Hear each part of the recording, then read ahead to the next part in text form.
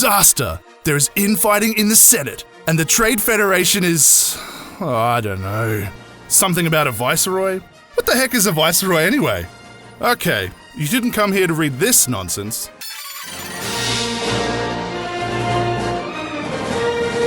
Let's face facts. The Phantom Menace and Jar Jar stink. Attack of the Clones has a love story that's about as enjoyable as sandpaper toilet roll. And Revenge of the Sith is, well, it's better than the first two. But as Yoda might say, better than a piece of Sith does not a great Star Wars story make. What does that got to do with anything? Sorry.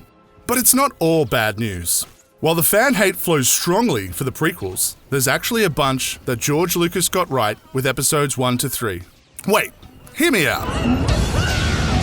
The action of the Phantom Menace is on point. There's an explosive opening that gives way to plenty of droid slicing. The pod race is a high-speed delight and led to one of the best Star Wars games ever made, Episode 1 Racer. And then there's the saber play. Sure, the prequel fight scenes feel sterile compared to the raw emotion driving those in the original trilogy. But boy, they're pretty spectacular to watch.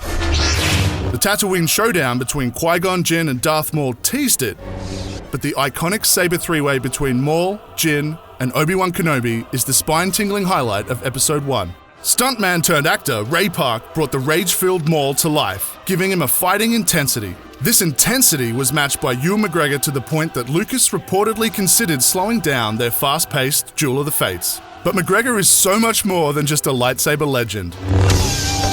He sounds and even looks like a younger Alec Guinness, the OG Obi. Hello there. Hello there. Beyond this, McGregor's portrayal of a young Kenobi proves a consistent crowd pleaser throughout the prequels. Always on the move. Neeson, too, ranks among fan-fave Jedis, and he's only in one movie, the really bad one. Episode 1 also sparks the start of the exploration of a much bigger galaxy far, far away. Coruscant is an extended universe planet dragged into Star Wars canon, and Naboo bucks the trend of one-trick planets. Grassy plains lead to the sprawling city of Theed, as well as the submerged Gunga City. And then there's the Sci-Fi Ordnance. The acronym-loving AATs, MTTs, and STAPs all look the part, alongside the Naboo Royal Starship, Republic Cruiser, and Maul's Sith Infiltrator. The Trade Federation clearly has a great designer too.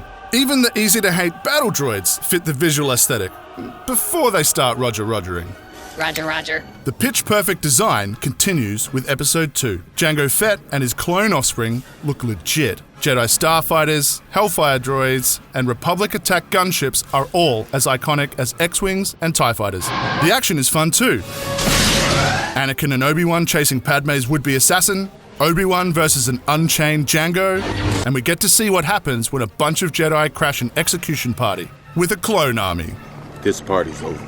Yoda vs. Count Dooku is a smidge silly, but seeing the ancient Jedi Master flex his force powers and wield a lightsaber is pure fan service. Kamino and Geonosis may ride the franchise back to one-trick planet territory, but these worlds-apart locales give birth to the armies that fuel something Warsians have waited a long time to see, the Clone Wars. The Anakin-Padme love story definitely doesn't work, but the soundtrack behind it absolutely does. Maestro John Williams' orchestral masterpiece, Across the Stars, helps add some heart to proceedings, while legendary sound designer Ben Burtt continues to revolutionize the sci-fi soundscape. Disney, tell us again why Burtt isn't working on Star Wars movies anymore? I don't know. The closer Lucas gets to the original timeline, the more greatness there is.